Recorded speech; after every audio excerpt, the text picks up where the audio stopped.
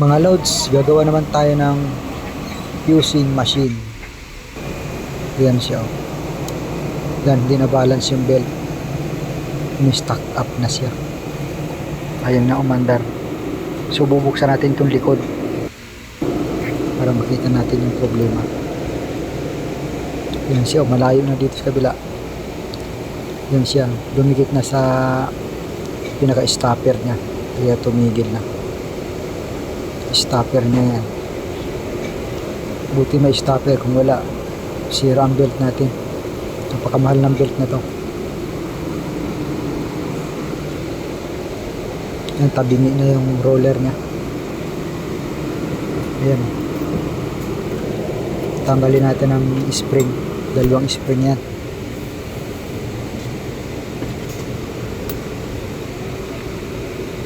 Tapos sugutin natin yung roller. Medyo matagal gawin to, malaking machine ito.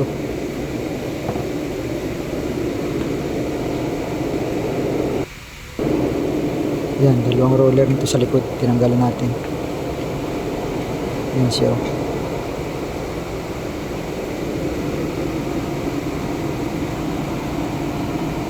Ito, bumaba siya. Dapat na doon ito sa gitna.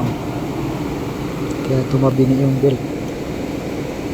So alisin natin itong dalawang tornilyo para maikot natin, para ma-adjust natin pataas hanggang sa gitna.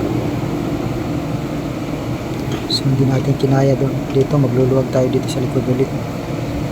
4 na alin screw to, nakalasin natin lahat.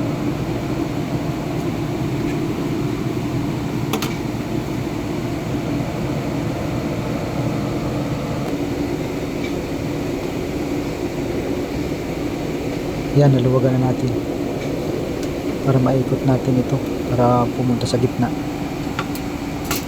Yan yung patungan ng roller, para gumitna yung roller niya.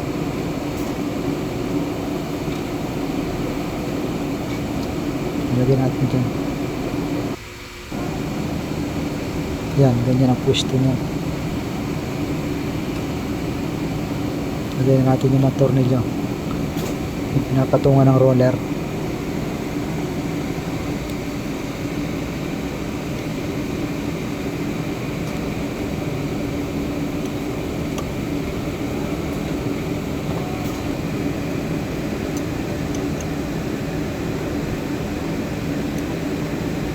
Mahigpit na, mahigpit to.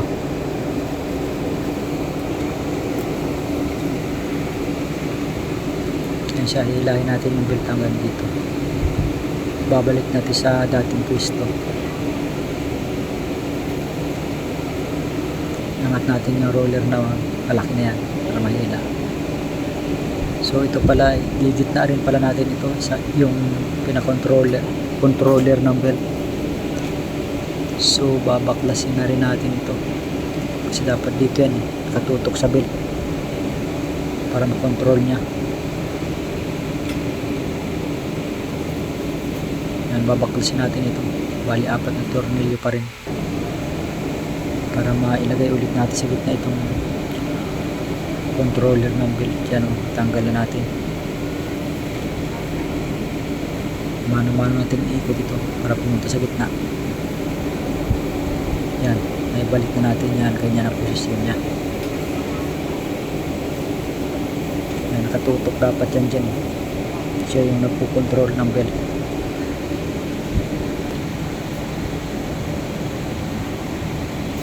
Lagyan na rin natin ang grasa, lahat ng gear sa mga kadena.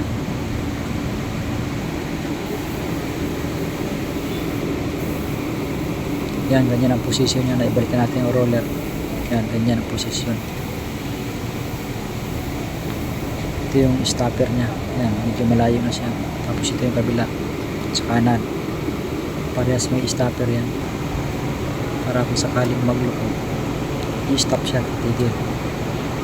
Buhayin natin yung machine. Paikutin natin.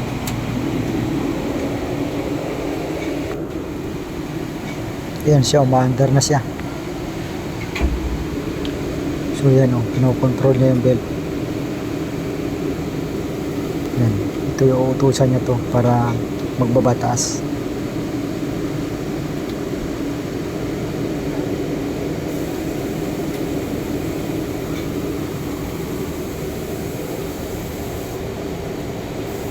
Okay naman ah.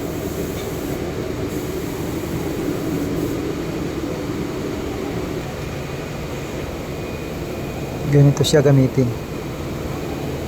Yan, susubo nila yung tela dyan. Tapos paglabas, may pilon na yan, nakadikit na ang pilon. Dito yan lalabas sa babaw.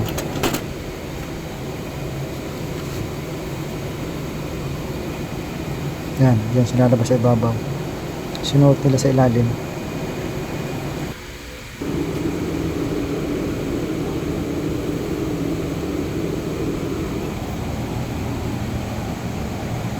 Yan, ito yung stopper niya. Yan, pag dumikit ka, pag na-touch ng belt, titigil siya, i-stop.